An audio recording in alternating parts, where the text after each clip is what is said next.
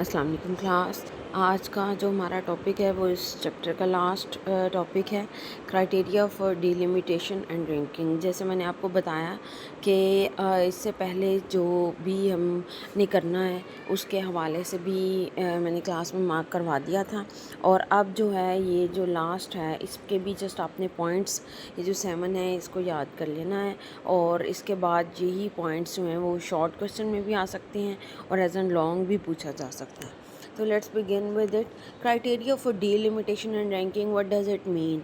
इसका मतलब ये है कि डिलिमिटेशन, जैसे मैंने आपको पहले ही बताया था कि टैक्सा बनाए कैसे जाते हैं, कहाँ पर वो लाइन ऑफ डिमार्केशन ड्रॉ करनी है जहाँ पर एक टैक्सा को आपने दूसरे से अलग करना है।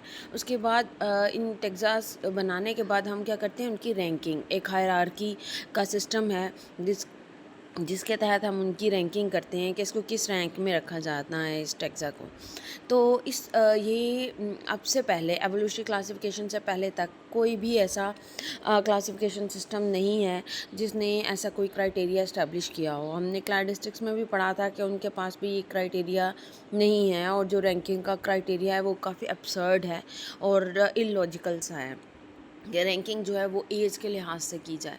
तो इसलिए we need a new classification system, we need a new criteria, और ये क्राइटेरिया जो है वो एवोल्यूशनरी क्लासिफिकेशन जो है वो हमें देती है। तो देखते हैं कि ये क्राइटेरिया है क्या। जी, सबसे पहले है डिस्टिंक्टनेस। डिस्टिंक्टनेस से क्या मुराद है? यहाँ पर आप देख सकते हैं कि दो स्पीशीज़, क्लस्टर से मुराद ये है कि स्पीशीज़ जो कि उनका मजमूआ, या आप ये कह सकते हैं कि एक ही एंसेस्टर के जो करीब करीब रिलेटेड स्पीशीज़ होती हैं वो क्लस्टर्स ऑफ स्पीशीज़ कहलाती हैं। तो आप ज़रा लाइन को देखिएगा, greater the gap between two cluster of species, greater the justification for recognizing both as separate taxa. ये तो बहुत क्लियर सा है कि जितना ज़्यादा गैप होगा, जितना ज़्यादा फ़र्क होगा। और एवोल्यूशनरी क्लासिफिकेशन में थोड़ा सा ये भी हम इसके मेरिट्स में शामिल करते हैं कि ये जो न्यूमेरिकल फिनेटिक्स हैं उनसे इन्होंने एक चीज़ ली है और वो है स्टैट, यानी स्टैटिस्टिकल एनालिसिस ये करते हैं। और इस ज़्यादातर इस डिस्टिंक्शन को कायम जो है वो फाइंड आउट करने के लिए मुख्तलिफ़ किस्म के मीन, मॉड, वेरिएंस वगैरह कैलकुलेट की जाती है। तो इस तरह से जो गैप्स हैं वो जितना ज़्यादा होगा उतना ही टैक्सा डिस्टिंक्ट होगा, और उतना ही उनको जो है वो दूर दूर एक दूसरे से रखा जाएगा, या मुख्तलिफ उनको उनकी क्लासिफिकेशन जो है वो अलग तरीके से की जाएगी। अच्छा जी, ये गैप्स जो हैं, इसके बाद आ जाता है degree of difference. Degree of difference जो है वो स्पीशीज़ के दरमियान जनरली जो है वो क्या, इससे क्या मुराद है, distance between the means of the two group of species. आप कोई भी करेक्टर की स्टडी कर रहे हैं या एक से ज़्यादा करेक्टर की स्टडी कर रहे हैं, आप दो स्पीशीज़ के दरमियान उसका मीन कैलकुलेट करते हो, और जितना ज़्यादा मीन है उतना ही मीन में डिफरेंस है, उतना ही डिग्री ऑफ डिफरेंस भी ज़्यादा है। तो जितना डिग्री ऑफ डिफरेंस ज़्यादा होगा, इसी से ही रिलेटेड आप जो हैं वो टैक्सा को डिफरेंट हायरार्की कैटेगरी जो है वो देंगे। Next come evolutionary role.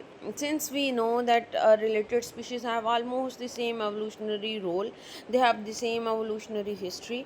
तो ये इनका एक दफ़ा जब हमें टैक्सा के evolutionary role का, इकोलॉजिकल रोल का भी पता चल जाता है, तो भी इनकी रैंकिंग जो है वो आसान हो जाती है कि हम स्पीशीज़ के जो हैं वो रोल की स्टडी कर रहे हैं, हम ये देख रहे हैं कि इनकी एवोल्यूशनरी हिस्ट्री क्या है। ऑफ कोर्स रिलेटेड स्पीशीज़ की जो एवोल्यूशनरी हिस्ट्री है वो ज़्यादा रिलेटेड होगी।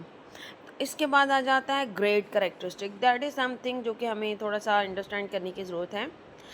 सबसे पहले तो देखें grade, what is grade? Similar in general organization as distinct form of common genetic origin be called grades। तो इसने क्या किया है कि ऐसे एनिमल के ग्रुप जो कि कोई एक जनरल लेवल पर सिमिलर हों, चाहे वो कॉमनली डिस्टिंक्ट हों, उनके जेनेटिक जो कम्प्लीमेंट है वो काफ़ी डिफरेंट है, लेकिन वो कोई एक ख़ास करेक्टर, कोई जनरल करेक्टर शेयर कर रहे हैं, और ये जो शेयर्ड करेक्टर है ये ग्रेड कहलाता है।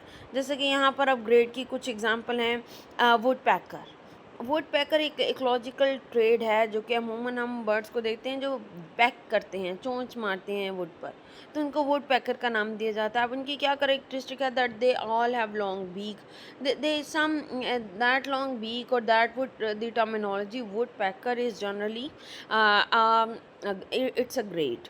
इसी तरह से ट्री क्रीपर ये भी एक जो है वो ग्रेड है। तो इसी तरह से ये जो ग्रेड करेक्टरिस्टिक होती हैं ये भी समटाइम आप इसे क्लाइन भी कह सकते हैं। यही हमने पहले भी डिस्कस किया था। तो ये कोई भी हांस ग्रेड, कोई भी हांस क्लाइन बहुत ज़्यादा, आल्दो ये हमें ये नहीं बता रहा कि ये सभी ट्री क्रीपर्स जो हैं वो सिमिलर स्पीशी के मेंबर्स हैं, लेकिन वो हमें ये ग्रेड या क्लाइन हमें ये ज़रूर बता देती है कि ये somehow they are related, that's why they are showing the same kind of trade. तो ये भी एक जो ग्रेड करेक्टरिस्टिक है वो भी हमें एक इम्पॉर्टेंट टूल जो है वो प्रोवाइड कर सकती है रिलेटेडनेस के लिए। But grade characteristic should be carefully inspected because some of the grade characteristic can be the ecological plasticity. एक ही जैसे इकोलॉजिकल इन्वायरमेंट में रहने की वजह से ऑर्गेनिज्म ने ये ग्रेड एक्वायर कर लिया है। अच्छा जी, size of taxon very very important again. हमें ऐसे टैक्सा नहीं बनाने जिसमें एक का तो साइज़ बहुत बड़ा हो, यानी उसमें नंबर ऑफ़ स्पीशीज़ जीनस बहुत ज़्यादा हो, और दूसरे में एक या एक दो जीनस हों या एक दो स्पीशीज़ हों। ऐसे टैक्सास जो हैं वो परमिटेबल नहीं होते हैं। ज़्यादातर जो है वो हमने क्या करना है, हमने टैक्सा का साइज़ जो है वो एक जैसा रखने की कोशिश करनी है कि जो इनमें नंबर ऑफ़ स्पीशीज़ हैं वो ऑलमोस्ट सेम हों, और हमारे टैक्सा जो हैं वो होमोजेनस टैक्सा बने। वो इस तरह से नहीं हों कि कुछ में तो बहुत ज़्यादा नंबर ऑफ़ स्पीशीज़ हैं और कुछ में बहुत कम हैं। और इसी तरह से टैक्सा बनाने का रूल हम जानते हैं already, that taxa should be monophyletic और at least they are paraphyletic, otherwise इन दोनों के अलावा टैक्सा जो हैं वो अलाउ नहीं है यहाँ पे। अच्छा जी, ये हो गया। उसके बाद हम टेक्सास के हवाले से ही जो साइज़ है उसके हवाले से टर्मिनोलॉजी हैं इसको ज़रा देखते हैं, स्प्लिटर्स एंड लैम्पर्स की।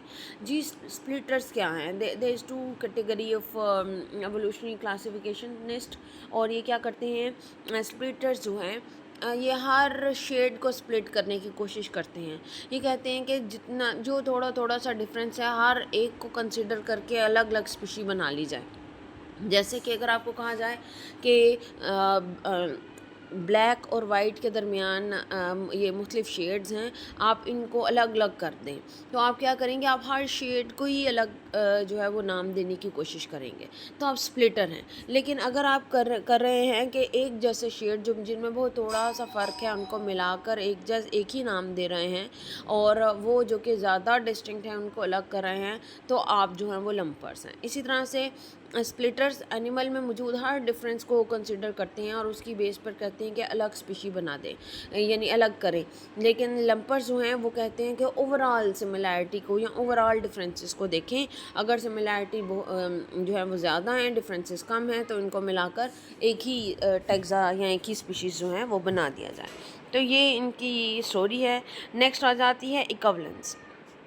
इक्विवेलेंस से मुराद क्या है, categorical rank in related taxa should B equivalent. अब इससे क्या मुराद है कि टैक्सा में जो हम रैंकिंग करते हैं वो इक्विवेलेंट होने चाहिए। जैसे कि अगर आप देख रहे हैं कि एक टैक्सा आपने क्लास लेवल पर रखा है और उसमें डिफरेंसेस 5 to 7 डिफरेंसेस हैं, तो दूसरा टैक्सा आपने जीनस लेवल पर रख दिया है जिसमें 5 to 7 डिफरेंसेस हैं, तो ये इक्विवेलेंस नहीं है। यानी क्लास लेवल पर आपके जहन में होना चाहिए कि जीनस लेवल पर इतनी डिफरेंसेस हो सकते हैं जो कि कम है।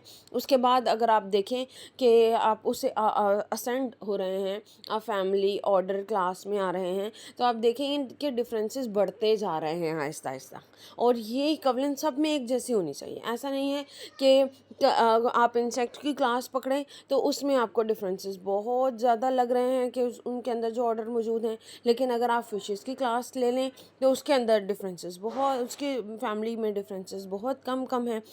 तो ये जो कैटेगोरिकल रैंक्स की आपस में डिस्टिंक्शन है, इक्विवेलेंस है, वो एक जैसी होनी चाहिए।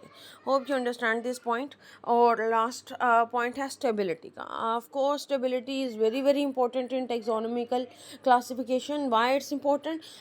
It shouldn't be the case that if you just discover one character and that character can change the whole classification, as we have studied in cladistic point of classification, that they wholly rely on synapomorphic character. That's why since their reliance is on limited number of character, that's why whenever a character change, the whole of the classification changes. लेकिन यहाँ पर जो classification है it based on the observation of loads of characters, क्योंकि बहुत से characters पे हमारी classification base कर रही है, तो एक या दो character के एनालॉगस निकल आने से या प्लास्टिसिटी शो कर जाने से हमारी ओवरऑल क्लासिफिकेशन पर फ़र्क नहीं पड़ता है। तो क्लासिफिकेशन शुड बी स्टेबल। अगर ये स्टेबल नहीं होगी, बार बार रिवाइज होगी, तो जो रीडर्स होंगे उनका भी बिलीफ जो है वो इतना ज़्यादा नहीं रहेगा कि हमने तो इस स्टेज पे पढ़ा था कि ये क्लास है, फ़िशेस जो हैं वो क्लास से बिलोंग करती हैं, और नेक्स्ट स्टेज पर फ़िशेस रिवाइज हो जाएं और वो फैमिली पर आ जाएं। तो इस तरह से नहीं होना चाहिए। क्लासिफिकेशन जो है वो स्टेबल होनी चाहिए, और स्टेबिलिटी सिर्फ तब आ सकती है जब आप मैक्सिमम नंबर ऑफ़ करेक्टर्स को इनकाउंटर करें और उसकी बेस पर केयरफुली ऑब्जर्वेशन के बाद क्लासिफिकेशन करें। अच्छा जी, ये चैप्टर ख़त्म हो गया है और इसके बाद आपके प्रेजेंटेशंस हैं। तो चैप्टर 6 में आई गेस एक पॉइंट्स कुछ एक दो हैं जो कि हमारे करने वाले हैं। उसके अलावा सारे जो है आपका कोर्स जो मैंने पढ़ाना था वो यहाँ तक कंप्लीट हो गया है। तो यहाँ तक इसके बाद आप लोगों की जो है वो प्रॉपर प्रेजेंटेशन स्टार्ट हो रही हैं। तो हम देखते हैं कि नेक्स्ट जो है वो प्रेजेंटेशन के लिए आपको कब टाइम देना है।